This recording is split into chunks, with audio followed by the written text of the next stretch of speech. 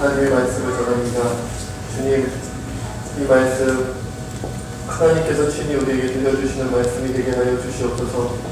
하나님께서 친히 우리를 향하여 전해주시는 살아있는 하나님의 말씀 되게 하여 주시옵소서. 우리 심령 골수를 쪼개는 말씀이 되게 하여 주시고 우리의 삶을 변화시키는 말씀이 되게 하여 주시옵소서.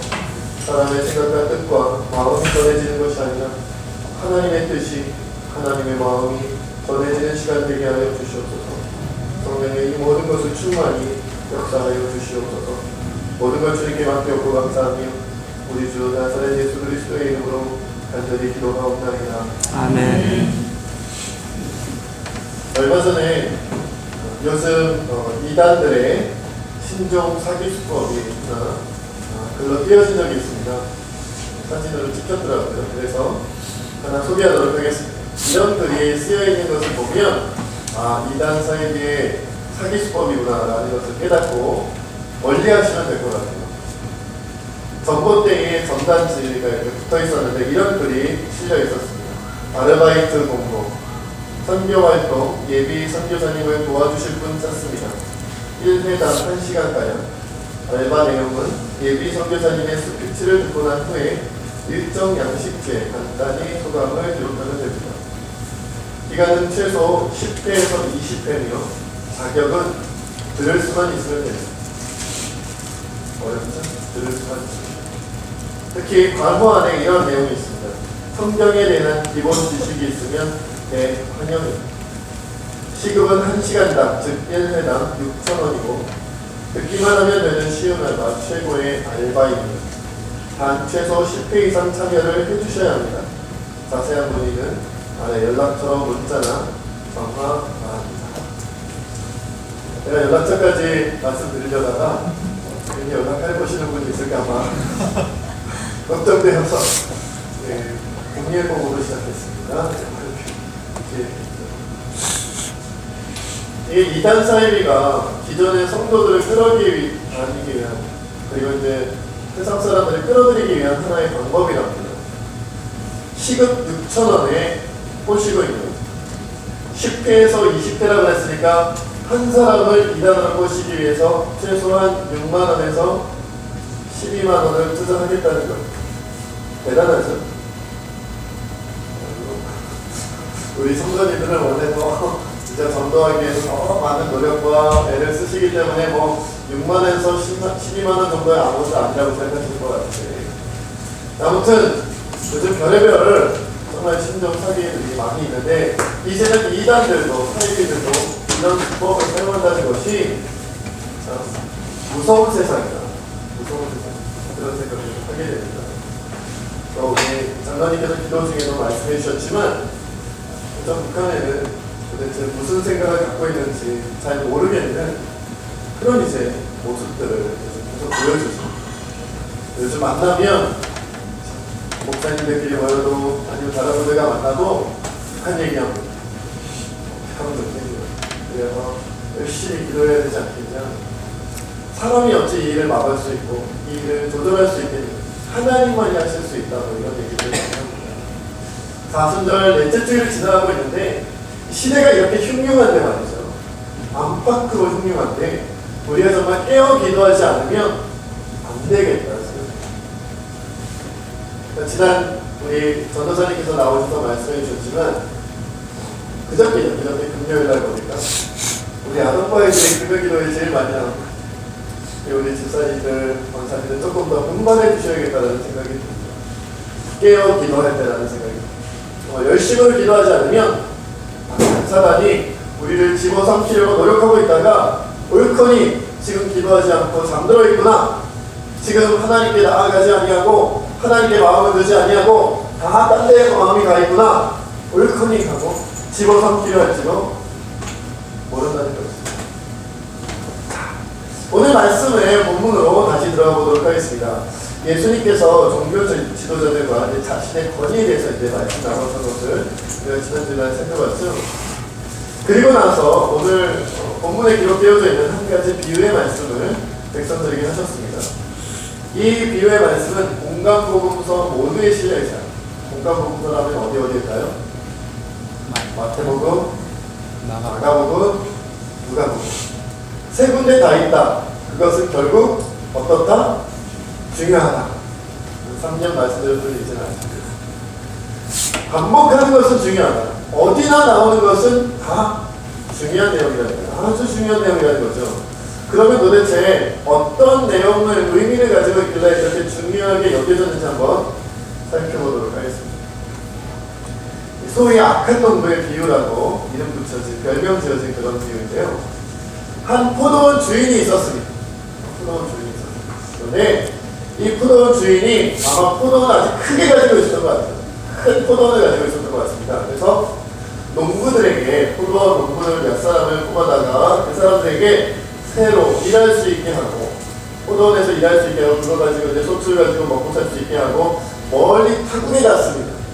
여행을 간 것이 아니라 아예 멀리 이주하여 간 것 같아요. 그러니까 오랜 세월을 머물기 위해서 간 거죠. 그러다가 이제 추수 때가 되니까 이제 종들을 보내서 그 농부들에게 그 포도원 소출 얼마를 받으려고 했습니다. 당연히 주인이니까, 포도원 주인이니까 받아야겠죠. 그렇게 해서 이제 종을 보냈어요. 그런데 어떻게 되었어요? 종에게 후히 대접하고 포도의 그 포도 열매를 잘 갖다 줬으니까? 그렇게 하지 않고 어떻게 했어요? 때렸어요. 농부들이 농사를 아주 험하게 지으셨나봐요. 그죠? 종이 오니까 막 때렸어. 때리고 그냥 거저 돌려보냈어요. 그러자 이 주인이 생각하다가 다시 두 번째 종을 보냈어요.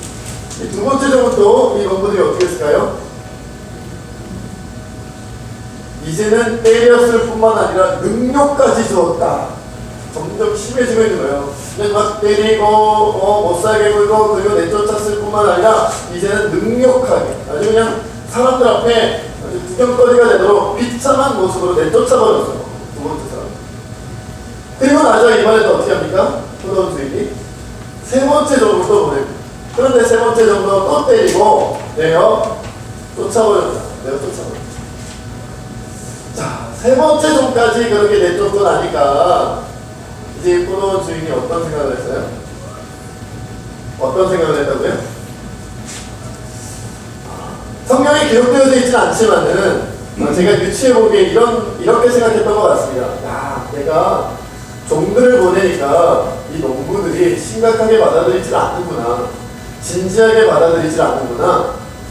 그렇다면 이 농부들이 내가 보내는 이 사람을 진지하게 받아들일 수 있는 소출을 정말 얼마를 정말 내가 요구하는 대로 다시 줄 수 있는 그런 진지한 사람을 보내고 진지하게 생각할 수 있는 사람을 보내야겠다라고 주인이 생각했어요.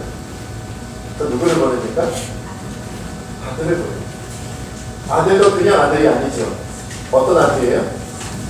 사랑하는 아들이요? 사랑한다는 말은 상속자, 상속할 아들. 그러니까 아마도 아들이 아닐까요?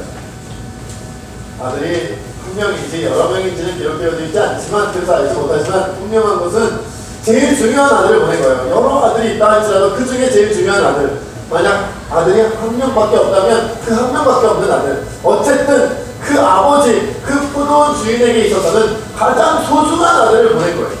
그를 보낸다면 이 농부들이 이 아들만큼은 귀하게 여겨줄 것이다. 존대할 것이다. 그리고 내 주인의 말을 들어줄 것이다. 이런 기대감을 가지고 아들을 보낸 거죠. 보냈어요. 그런데 어떻게 생각했어요? 농부들이 오늘 말씀 14절 15절 말씀 함께 읽겠습니다. 시작. 농부들이 그를 보고 서로 의논하여 이르되 이는 상속자니 죽이고 그 유산을 우리의 것으로 만들자 하고 포도원 밖에 내쫓아 죽였느니라. 그런즉 포도원 주인이 이 사람들을 어떻게 하겠느냐.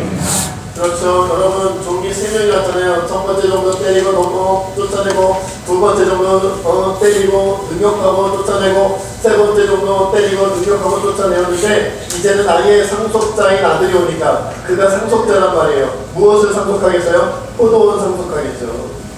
이 포도원의 상속자란 말이에요. 이 주인의 대를 이어서 이 포도원의 주인이 될 사람이에요. 그런데 농부들이 어떻게 생각했냐면, 야, 이 아들은 상속자다. 이 포도원의 주인이 될, 다음번 주인이 될 사람이다. 그러니까 이 상속자만 없으면 이 포도원은 누구 거 된다? 우리 농부들 거 된다라고 착각을 한 거예요. 착각도 뭐예요? 어떤 분은 자유라 그러고 어떤 분은 유분수라 그러는데 둘 다 맞죠? 착각은 자유, 착각은 유분수예요. 착각도 유분수죠. 그럼 착각을 해가지고 어떻게 했냐면 그냥 내쫓는 게 아니라 내쫓으면 다시 올 수도 있으니까 상속받을 사람을 아예 없애버려야겠다고 생각해서 포도원 밖으로 내쫓아서 죽였어요. 그냥 때렸을 뿐만 아니라 능력을 줬을 뿐만이 아니라 밖에 내쫓아 죽여버렸다. 죽여버렸다. 그래서 이 유산, 이 상속받을 것, 이 포도원, 이 모든 것, 주인의 모든 것을 우리 농부들이 다 가져버리죠. 어리석죠. 아닌가요? 제가 볼 때도 어리석은데요. 여러분 상식적으로 생각해보세요. 이게 말이 돼요? 주인이 아무렴 자기 아들 죽이고 상속자가 없으면 농부들에게 그 포도원을 곱게 내주겠어요? 상식적으로 이게 말이 됩니까? 그런데 농부들은 그렇게 생각해요. 어리석어요. 미련해요. 지혜가 없어요. 너무 일을 크게 만들었어요. 종을 때리고 쫓아냈을 때만 해도 첫 번째 종을 때리고 쫓아내고 두 번째 종을 때리고 쫓아내고 세 번째 종을 때리고 쫓아내고 그때만 해도 주인이 참고 있는 것을 몰랐어요. 가만히 있으니까 주인이 요즘 우리 말은 뭐예요? 호구인 줄 알아.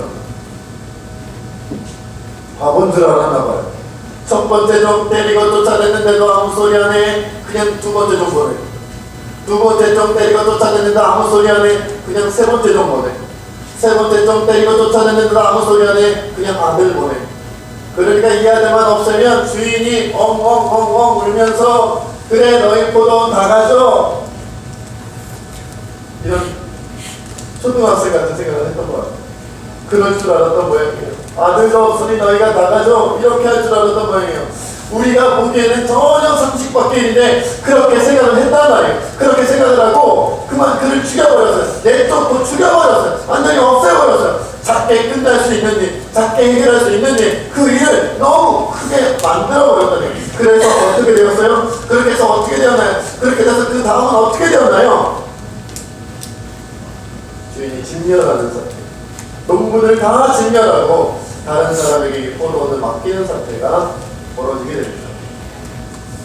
너무나도 큰 일을 벌어집니다. 그런데 이 말씀을 듣고 있던 사람들이 이렇게 반응을 합니다.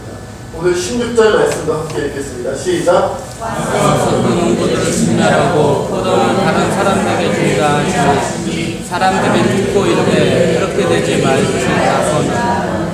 예수님이 말씀하면서 이 농부 이야기, 포도원 주인 이야기, 아들 주인 이야기를 다 하고 나서 자 봐라 백성들아 들어보시오. 그 농부들을 그 주인이 다 진멸했습니다. 그리고 포도원은 다른 사람에게 다른 농부에게 맡겼습니다 라고 얘기하니까 예수님이 뭐를 한 것도 아니에요. 여러분은 어떻게 생각하십니까? 여러분들은 이 얘기를 듣고 어떤 마음이 드셨습니까? 물어보셨나요?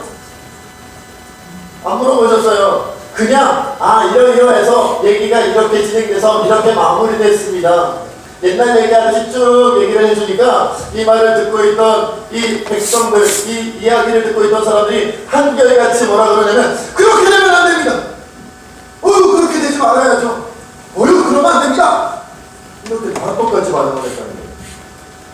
이 말은 이 사람들이, 이 백성들이 듣고 있는 이 이야기가 무슨 말인지 알았다는 걸까요? 몰랐다는 걸까요? 알았다는 거죠.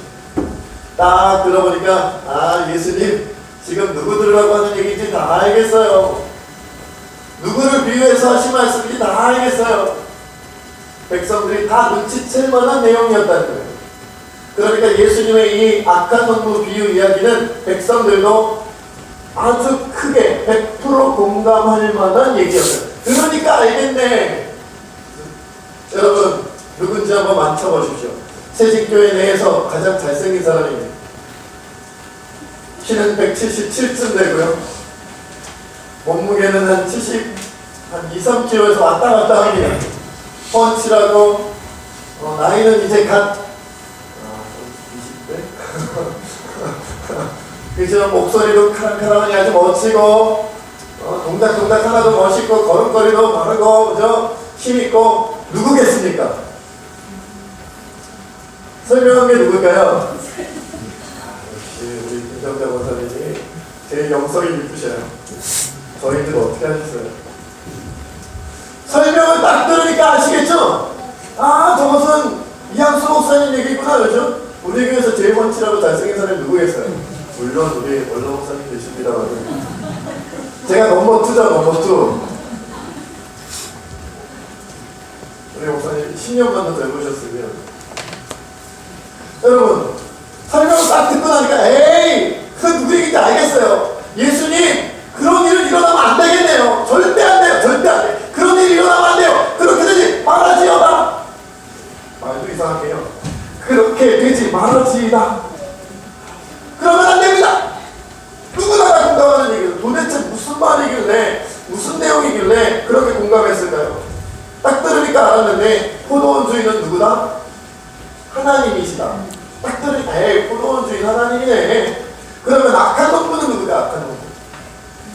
진짜 농사 끝 가운데 악한 사람이었을까요? 그럼 누구예요? 종교 지도자들, 당시의 대제사장, 당시의 서기관, 당시의 바리새인, 당시의 율법학자들, 소위 종교적인 엘리트, 종교적인 지도자라고 불려서 에이 예수님 들어보니까 악한 놈은 종교 지도자들이구만. 그리고 그러면 주인이 보낸 종교는 누구겠어요? 지금까지 많이 보냄을 받았던 수많은 선지자들, 다른 말하다 죽어가고 박해받았던 수많은 선지자들, 수많은 제사장들, 수많은 하나님의 사람들이겠죠. 쫓겨난 사람들 말이에요. 그러면 제일 어려운 문제를 내겠습니다. 밖에 내어 쫓겨 죽임당한 아들은 누굴까요? 역시 앞줄에 앉는 분들은 뭐가 달라든 다 알겠죠. 스님이죠. 이 어려운 문제를 맞추셨어요. 딱 들으니까 알겠는 거예요. 물론 아마 이 백성들은 마지막에 죽는 아들은 누군지 잘 몰랐을 가능성이 있어요. 우리는 잘 알죠. 왜요? 예수님이 죽는다는 사실을 잘 몰랐을 테니까. 그런데 무엇은 확실해요? 포도원 주인이 누구며 악한 농부가 누구인지는 분명히 알았을 거라는 거예요. 그리고 하나님께서 그 악한 자들을 진멸할 것이라는 것에 대해서도 느낌이 왔다는 거예요. 아마 백성들도 그 지도자들에 대하여 당시에 그 종교적으로 대단한 위치에 있던 사람들에 대하여 불만이 많았던 것 같아요. 손해보는 느낌, 피해의식 같은 게 있었던 것 같습니다. 그러니까 딱 듣고 보니까 어휴 이거는 정말 지도자들 들으라는 얘기예요. 하나님의 심판받는 얘기네요. 포도원 주인과 농부들의 얘기가 아니라 하나님과 그 사람들에 대한 그 백성들에 대한 얘기네요. 이거는 우리가 잘못하면 심판받을 수도 있다는 얘기네요. 따라갔다는 거예요. 그러면 안 됩니다.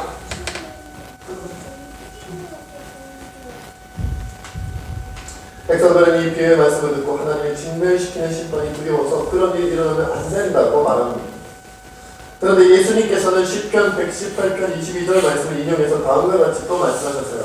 오늘 본문 17절, 18절 말씀 함께 읽겠습니다. 시작. 그들을 보시며 이르시되 그러면 기록된 바 건축자들의 버린 돌이 모퉁이의 머릿돌이 되었느니라 함이 어찌미냐. 물론 이 돌 위에 떨어지는 자를 떼어주겠고 이 돌이 사람 위에 떨어지면 그를 가루로 만들어 흩으리라 하십니다. 그렇죠. 여기서 건축자들은 악한 농부들, 즉 종교 지도자들이겠죠. 모퉁이의 머릿돌인데 버려졌던 바로 그 돌은 바로 누구시겠다?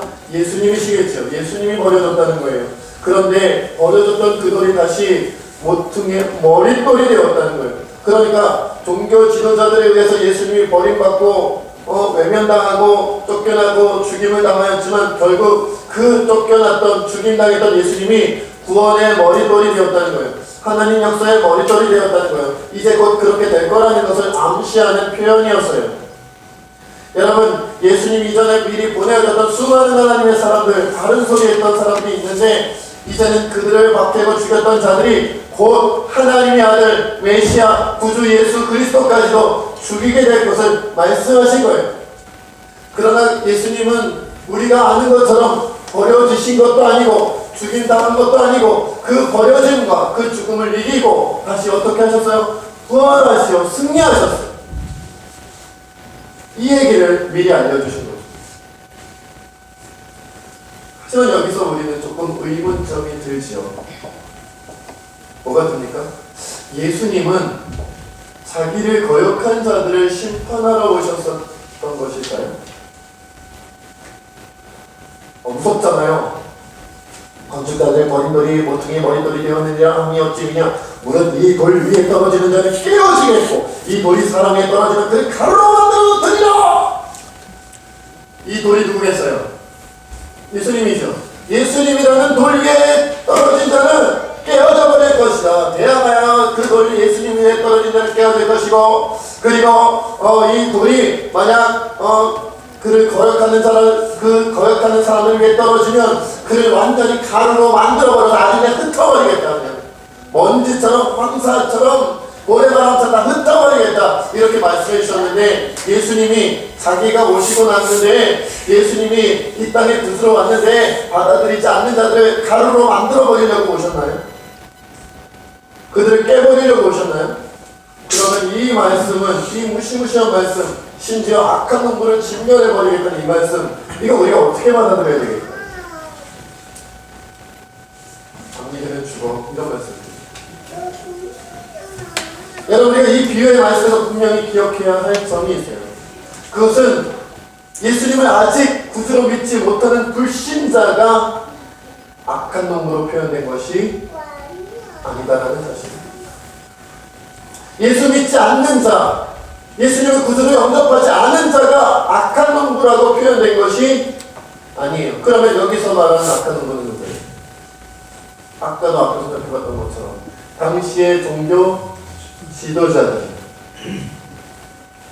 그러니까 다시 말해서 하나님의 포도원, 즉 하나님의 포도 열매가 되어야 되는 하나님의 그 수많은 백성들을 하나님의 말씀으로 양육하고 가르치고 전해서 풍성한 하나님의 생명의 열매, 구원의 열매, 하나님 말씀에 순종하는 열매를 맺게 만들도록 도왔어야 할 그 종교 지도자들이 그 하나님께 올려드려야 할 열매를 자기네들이 빼앗아 버렸단 말이에요.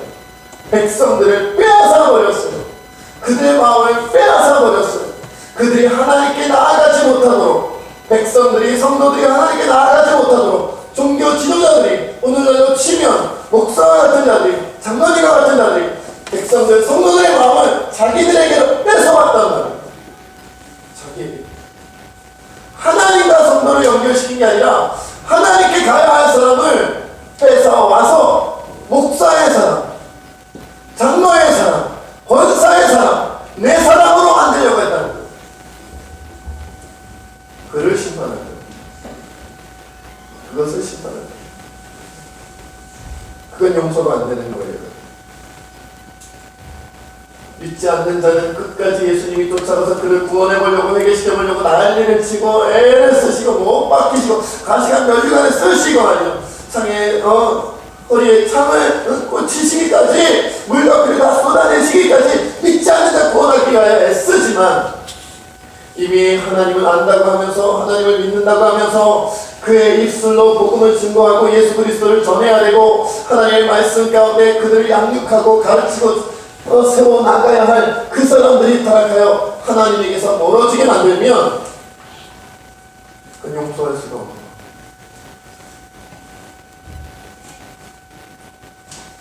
여러분, 환자가 병원에 가서 내가 아파요. 아픈데 제가 응급처치를 한다고 했는데 잘못했나봐요. 겁나서 왔어요. 그러는 것과 의사가 환자를 치료하는데 내가 뭔가 잘못해서 악한 의도를 가지고 그의 치료를 잘못행하여 그를 더 덧나게 만들고 아프게 하는 것과 번난다는 것은 똑같지만 결과가 똑같을 수 있겠습니까? 의미가 똑같을 수 있겠습니까? 이 세상 믿지 아니하는 사람들이 예수님 아직 잘 알지 못하게, 하나님 말씀 잘 알지 못하게, 아직 예수님을 믿지 못하고 말씀대로 살지 못하고 쫓아가지 못하면서 저 멀리서 우리를 바라보고 있는 것과 이미 하나님을 안다고 하는 사람들, 하나님의 말씀을 알고 있다고 하는 사람들이 도리어 다른 새로 믿어야 하는 사람들을 하나님 품이 아닌 사람의 품으로 인도하는, 잘못된 품으로 인도하는 것, 이것이 같을 수 있겠냐 말이죠. 완전히 다른 거예요. 완전히 다른 이야기. 예수님이 용서할 수 있는 부분이 있고 예수님이 용서할 수 없는 부분이 있는 거예요. 환자가 스스로 자기 자신의 몸을 잘못 따르는 것은 그것은 어쩔 수 없이 용서해야 되고 이제부터는 의사가 다시 잘 고쳐봐야 되고 어떻게 해서든지 다시 잘 치료해 봐야 되는 문제지만, 의사가 의도적으로 환자를 고치지 아니하고 의사가 의도적으로 그 환자를 망치려고 의사가 의도적으로 그 환자를 죽이려 한다면 그 의사는 쫓아내야 돼요. 그를 없애야 돼요.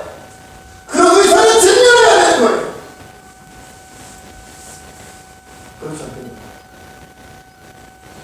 의사라는 타이틀, 의사라는 자격증을 가지고 자기의 사리사욕을 위하여, 자기 이득을 위하여 환자를 자기 멋대로 사용하고 자기 멋대로 치료하고 자기 멋대로 치료하여 부당한 이득을 취하고, 그러다 결국 환자의 몸은 당신의 것이 아니라 나 의사의 것이라고 그 생명까지 빼앗아가려고 한다면, 바르게 치료하겠다고 착하고 바른 의사가 와서 치료하려고 하는데 그를 노려 때리고 쫓아내버린다면 그런 악한 의사를 어떻게 내버려둘 수 있겠어요? 사람을 위하여, 생명을 위하여 그런 의사는 내어 몰아야지. 여러분, 지금 예수님이 그 말씀하고 있는 거예요. 그럼 이제 항상 얘기하는 거, 항상 우리가 마음에 느끼는 게 뭐예요? 아니, 종교 지도자들에 대한 얘기. 성경에 보면 참 그런 표현이 복음서에 특히 많이 나와요. 제자들을 향한 말씀, 종교 지도자들을 향한 말씀. 그 말씀 들으면 어때요? 나는 뭐 제자라고 불리기에는 뭐 아직 많이 부족하고 평신도 없고, 나는 뭐 종교 지도자라고 하기에는 뭐 목사님도 계시고 장로님들, 권사님들도 계신데 그냥 집사하고, 난 아직 청년이고, 난 아직 새신자고 초신자고, 믿은 지 얼마 안 됐으니까 이렇게 표현한 마음을 가질 수도 있지. 그러나 여러분, 우리가 잘 생각해봐요. 여러분, 우리가 구약시대에는 특별한 하나님의 사람들이 세워져서 그들의 백성들의 마음과 그들의 인생을 농사지어 하나님께 올려드렸지만, 신약시대에는 예수님께서 십자가에 달려 못 박히시고 죽임을 당하시고 그 예수님의 죽음의 때에 저 지성소의 휘장이 위에서 아래로 완전히 갈라서 하나님과 우리 사이에 모든 벽이, 차단된 벽이 제사장이 아니라 할지라도, 대제사장이 아니라 할지라도 누구라도 그 찢어진 휘장 사이로 하나님께 직접 나아갈 수 있게 된 신약의 시대, 은혜의 시대, 복음의 시대에는 이제는 우리 모두가 무엇이라는 거예요? 넓은 의미에서 누구나 다 제사장의 역할을 감당할 수 있게 되었다. 하나님 나라 일꾼의 역할을 감당할 수 있게 되었다. 누구나 다 하나님의 사명 맡은 자가 되었다는 거예요. 그래서 저 옛날 1917년에 마틴 루터를 통해 종교개혁이 일어나게 되었을 때, 그때 그가 주장했던 것, 오늘날 우리가 믿음을 고백하는 게 뭐예요? 만인이 제사장이다. 누구나 다 그리스도인이 되면 제사장이라는 거예요. 구약시대에는 특별히 제사장 가문에서 태어난 제사장의 핏줄을 이어가는 그들만이 제사장이 될 수 있었지만, 오늘날 신약시대, 은혜시대, 복음의 시대에는 예수 그리스도를 구주로 고백하는 누구나 하나님께 직접 기도하고 하나님을 직접 찬양하며 그 말씀을 직접 읽고 해석하며 하나님께 나아갈 수 있는, 하나님과 직접 교통할 수 있는, 그리고 누구나 자신의 입술로, 자신의 말로 나아가 복음을, 예수 그리스도의 복음을 증거할 수 있는, 그 옛날에 제사장이 할 수 있었던 일을 이제는 우리가 할 수 있고 해야 한다는 겁니다. 그러니까 이 말씀을 목사님들만 들으면 되는 얘기, 장로님들만 들으면 되는 얘기가 아니라 누가 들어야 되는 말이다? 우리 모두가 들어야 되는 얘기야. 우리 모두가 들어야 되는 얘기요. 우리 모두가 듣고 깨달아야 되는 얘기요. 우리 모두가 이 말씀 가운데 깨달은 바대로 순종하고 변화되어야 한다는 거예요. 제가 아무렴 주일날 11시 예배 여러분들 다 모아놓고 장로님들만 들으세요, 이렇게 하겠어요? 제가 아무렴 주일날 11시 예배 이 많은 성도님들 모셔놓고 권사님들만 들으세요, 이러겠어요? 그런 내용이라면 전하지도 않았죠. 따로 그분들만 모아서 전했겠죠. 이렇게 다 전하는 이유는 뭐예요? 우리 모두가 오늘날 하나님의 포도원, 이 땅에 태어나 하나님의 포도원에서 이미 하나님을 알고 예수 그리스도를 구주로 믿어 교회에 출석하고 직분 맡아 봉사하고 섬기고 있기에 우리 모두가 농부라는 거예요. 이 땅에 하나님 나라의 영적인 의미에서 농부라는 거예요. 그런데 이 열매를 내가 취할 것이냐 하나님께 올려드릴 것이냐, 그 차이가 있을 겁니다.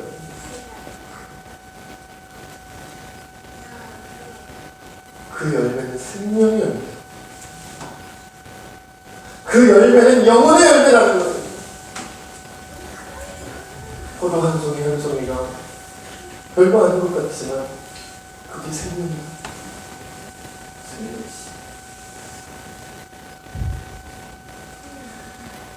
여러분, 예수님께서는 복음을 전하고 생명을 살려야 할 자들이 그 역할을 잘 감당하지 못했을 때, 그리고 도리어 타락했을 때 마태복음 23장 13절로 15절에 보면 이렇게 경고하고 있어요. 화 있을 진저 외식하는 서기관들과 바리새인들이여, 너희는 천국 문을 사람들 앞에서 닫고 너희도 들어가지 않고 들어가려 하는 자도 들어가지 못하게 하는도다. 화 있을 진저 외식하는 서기관들과 바리새인들이여, 너희는 교인 한 사람을 얻기 위하여 바다와 육지를 두루 다니다가 생기면, 교인 하나가 생기면 너희보다 배나 더 지옥 자식이 되게 하는 것. 여러분, 너희도 천국 문에 들어가게 하지 않고 들어가려 하는 자도 막고 있다. 이게 누구를 향한 말씀이라고요?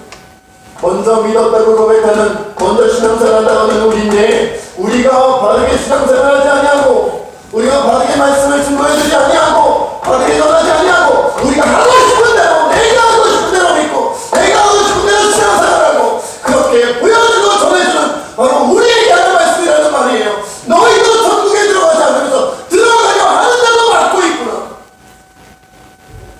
그래도 너희가 교인 한 사람을 얻기 위하여 바다나 육지나 두루두루 다니다가 교인 한 명 생기면 너희보다 배나도 지옥 자식이 되게 만드는 거예요.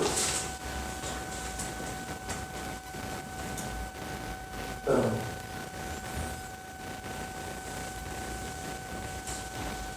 제가 금요 기도회 때 우리 함께 찬양을 기도하던 성도님들께 고백합니다. 어떤 내용이냐면, 제 아들 하늘이 이제 초등학교 4학년 11살짜리 된 그 하늘이 앞에 제가 내 마음이 아픈 것은 뭐냐면, 아빠는 그리스도인이고 목사인데 왜 살다 보면 기쁘지 않은 순간이 오고, 왜 살다 보면 행복하지 않은 순간이 오고, 왜 아빠는 살다 보면 그리스도인이고 목사인데도 찡그릴 때가 있고, 아파할 때가 있고, 상처받을 때가 있고, 괴로워할 때가 있고, 누군가를 미워할 때가 있고, 시기 질투할 때가 있고, 왜 그러는지, 그걸 깨달았을 때 저는 너무너무 아프고 괴로워요.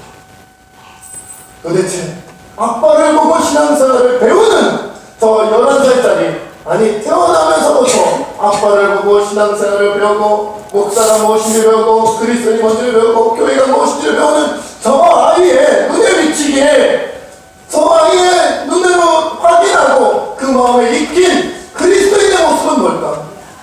목사의 모습은 뭘까? 교회 모습은 뭘까? 제대로 보았을까? 제대로 느꼈을까? 두려운 마음입니다.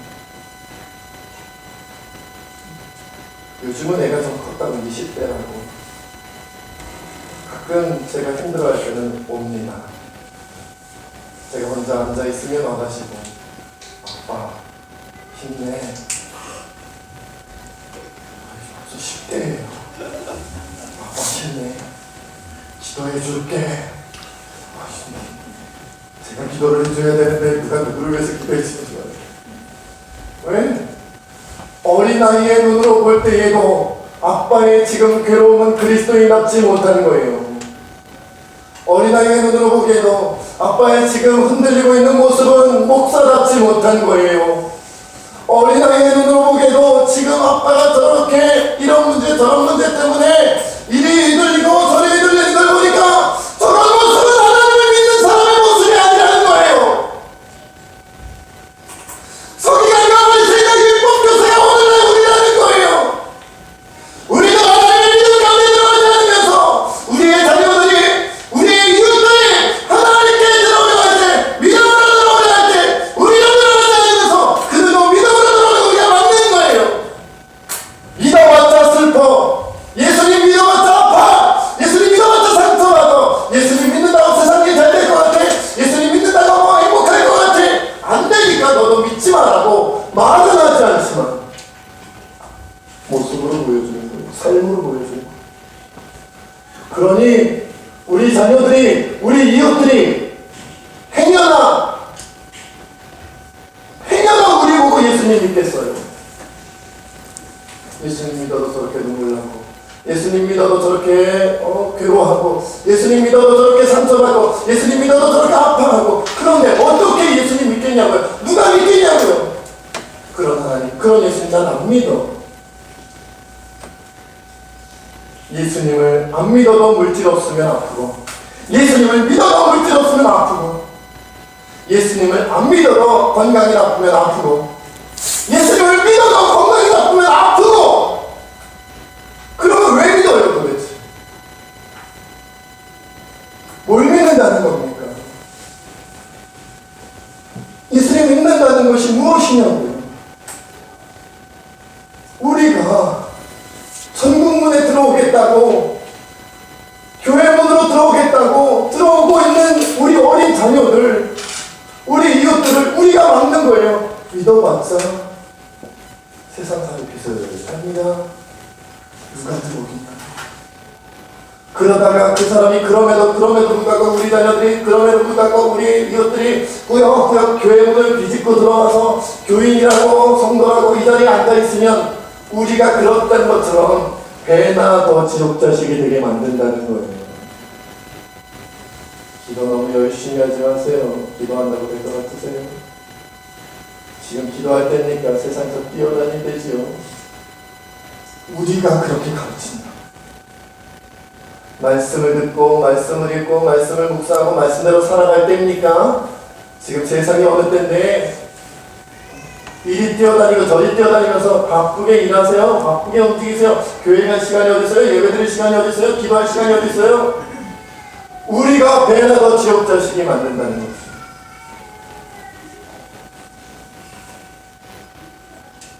우리가 아들을 죽인다는 거예요.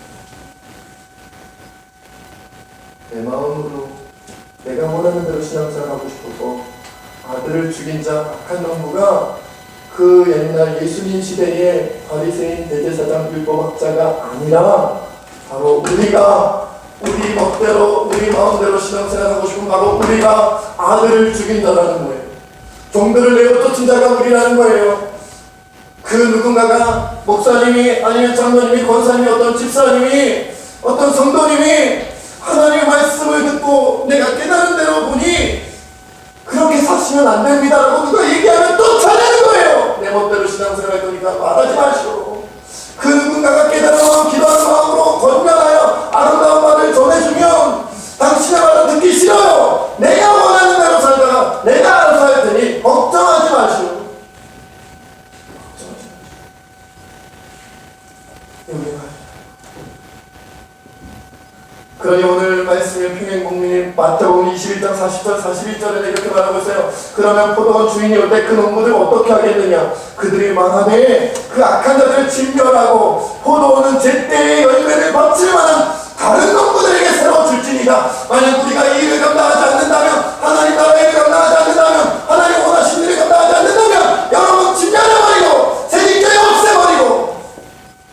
제때의 열매를 갖다 바칠 만한 다른 농부에게 줄 거예요. 촛대를 옮긴다는 거예요. 여러분이 감당하지 않으면 여러분 옆 사람에게 줄 거예요. 여러분 가정이 감당하지 않으면 다른 가정으로 옮길 거예요. 우리 교회가 감당하지 않으면 다른 교회로 옮겨갈 거예요. 이 나라 민족이 감당하지 않으면 다른 나라 다른 민족으로 옮겨갈 거예요. 바보가 아니라면 뺏기지 마세요. 아무나 포도원에서 일하는 거 아니에요. 아무나 하나님 나라 포도원에서 일하는 거 아니에요. 저는요, 주님이 인도해 주신다면 죽을 때까지 말씀을 증거하죠. 안 뺏길 거. 제게 주신 거니까요. 제게 주신 은혜니까요. 우리 가정에 임한 하나님의 은혜 절대로 뺏기지 않을 거예요. 새집교회의 역사는 하나님의 은혜 절대로 뺏기지 않을 거예요. 이 나라 민족에게 주어진 것 뺏기지 않기 위해 기도하고 하나님께 나아갈 거예요. 왜요? 내게 주신 것 뺏기는 바보가 되고 싶지는 않아요.